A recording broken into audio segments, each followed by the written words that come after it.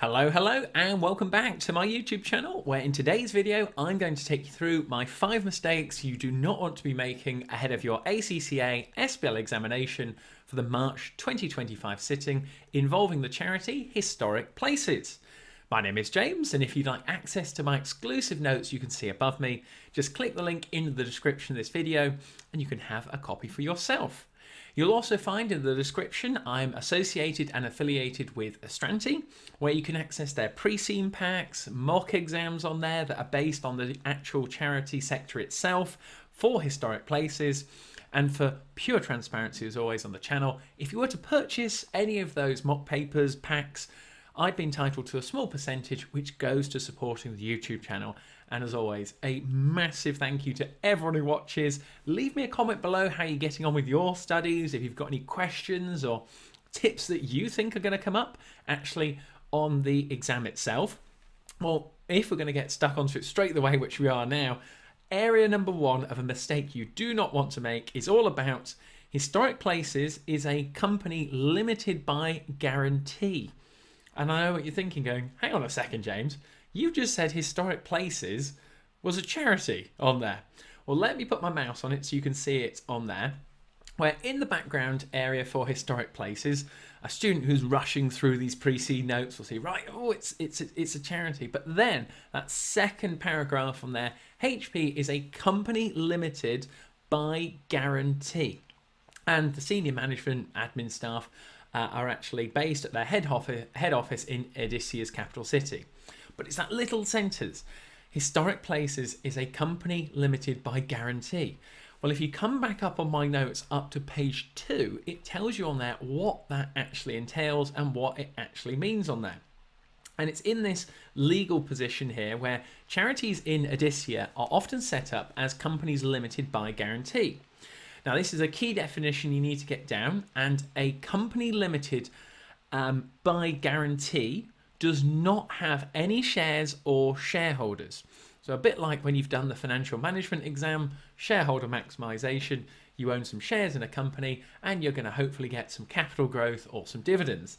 It's not the same with a charity, because what we're looking at here for companies limited by guarantee is that it is underwritten by guarantors who guarantee to pay a specified amount of money to settle its debts only in the event of insolvency.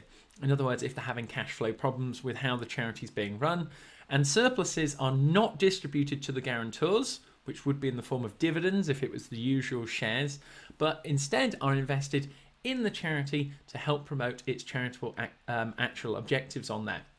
So this is where, coming down to the final bit on here, many charities raise funds by means of surplus through commercial activities on there, and commercial activities are carried out through subsidiary companies which charities wholly own. So in other words, it's sort of like an extension of the charity, but it's the wording of the setup that you can see in the first sentence up at the top. Historic Places is a charity which operates in the country of Odyssea.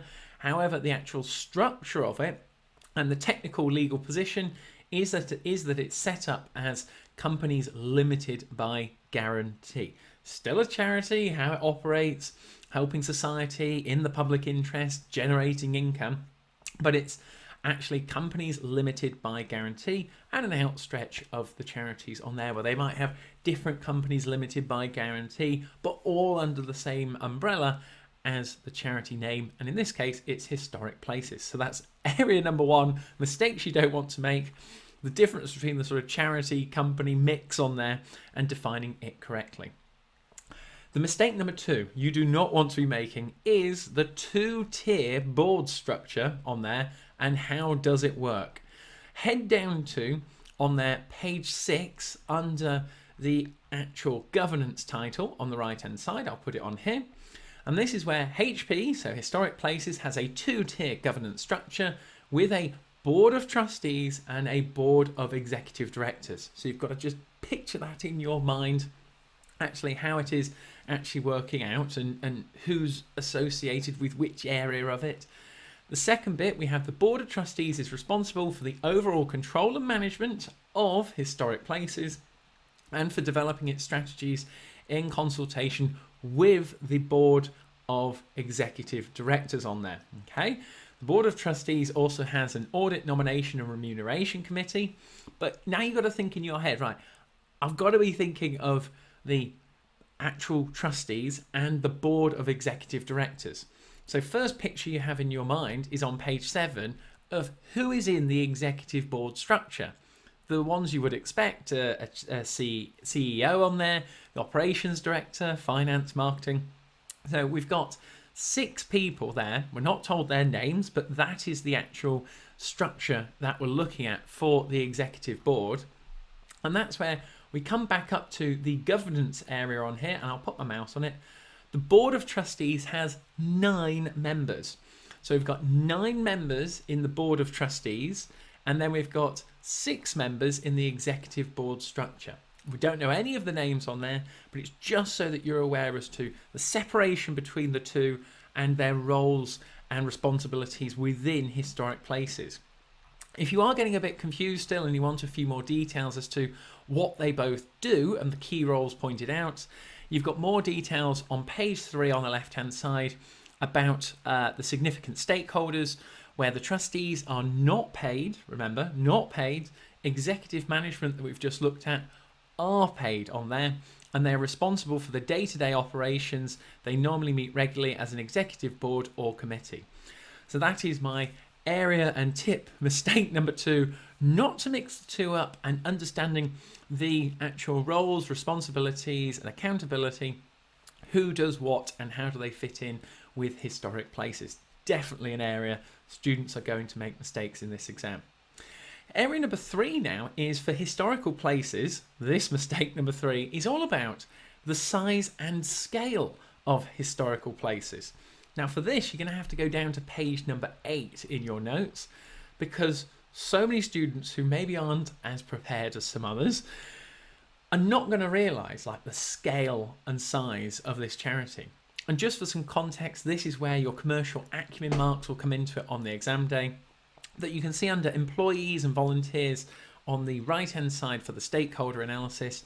We've got 4,000 employees, both full-time and part-time, and 20,000 volunteers.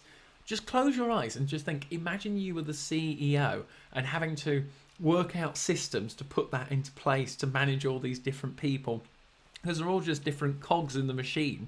That is a big old machine to actually get going on there. But I think some students might just think, oh, it's a charity, they're ticking along, they're helping all these sites sort of things. And you kind of go, oh my word. It's just the sheer scale that I want to get across in this mistake. And it really hits home with this point on the left-hand side, where on page 7, HP's best known sites, so it's not just one on there, are Mallock, Dogdean, Pengingham, Stowater and Thruworth. Make sure you've got those written down, because if any of those come up on the exhibit or in the requirements on the exam day, refer back to it on there. And the other key bit is that we are not actually told where the head office of historic places is actually held. So I touched on it earlier. HP senior management and admin staff are based at the head office in Odyssea's capital city. We are not told what is the capital city. So it could be one of those I've just mentioned for the best known sites on page 7, but we don't know as to it on there. You can also go back up to page 6 and have a look at the background in terms of size and scale. Now again, founded 120 years ago, so long-standing, credible charitable organisation.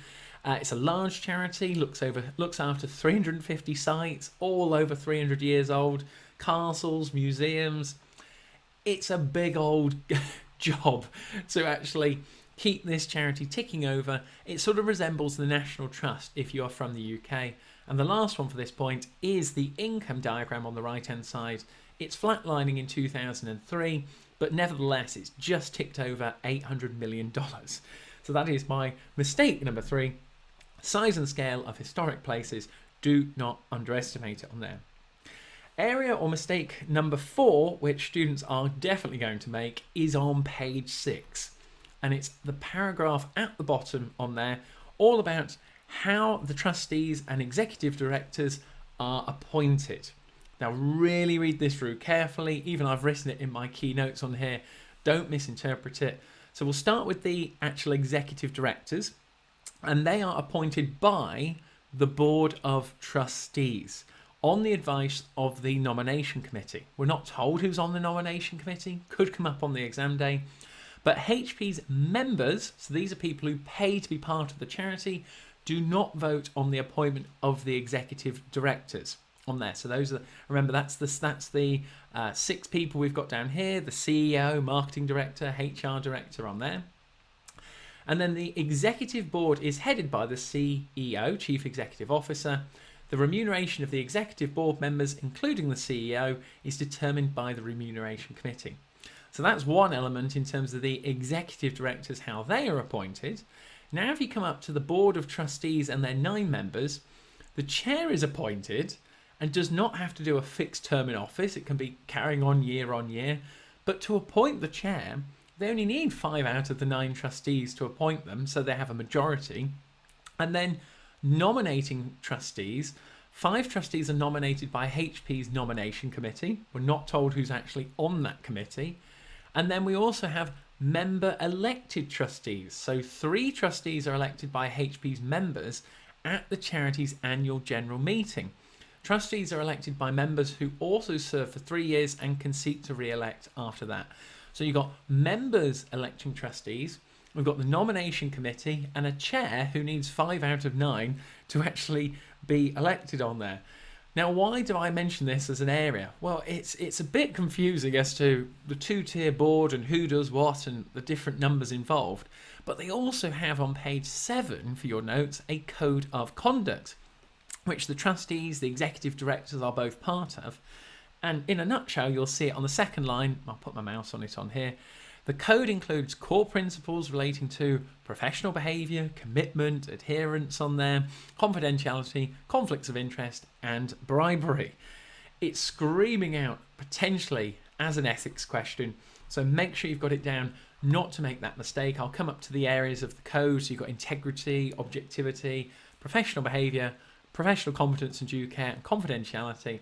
It's definitely an area that if students don't have the clear picture about how they're nominated and how it could link into a potential ethical question, I think marks will be lost if it was to be tested. So that is area number 4, how the trustees and executive directors are appointed. Now, lastly, my area number 5 for mistakes is historic places needs to be audited. It's one sentence, but you go, that is going to get missed on there. It's on page 2 on the right hand side, and it links into the Charity Supervisory Board.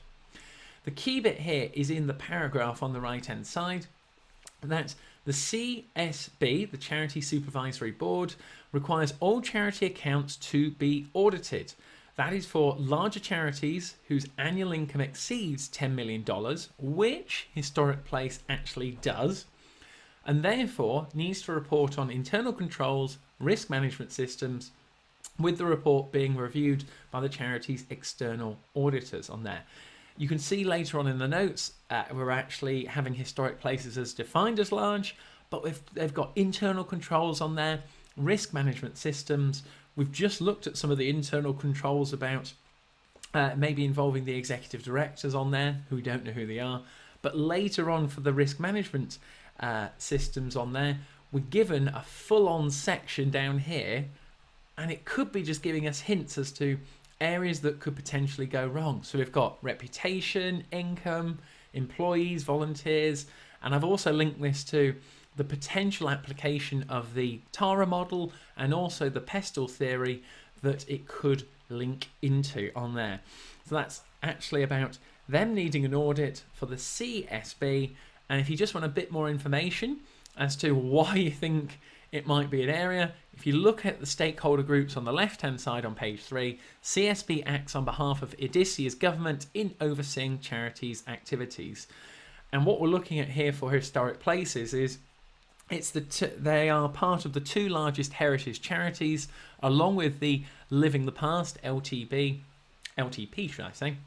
And that is where I think something like that in terms of the audit, the actual internal controls on there and linking into risks could be an area that if you don't have the concepts about the value of it and the auditing, and the level of income, it could be an area that is missed on there. And that is my mistake number 5 not to make. Historic places needs to be audited on there. And that takes you through my 5 mistakes top to bottom. I hope you found today's video helpful. Be sure to give it a like and subscribe so you get access to all my resources. And if you'd like a copy of my notes you can see on the screen, click the link in the description below. Along with those Astranti mock papers and pre-seen packs, I'd highly recommend you check out. But make sure you hang around. I'm going to put another video up at the top here. Check it out. I'll see you on the other side. And thank you very much.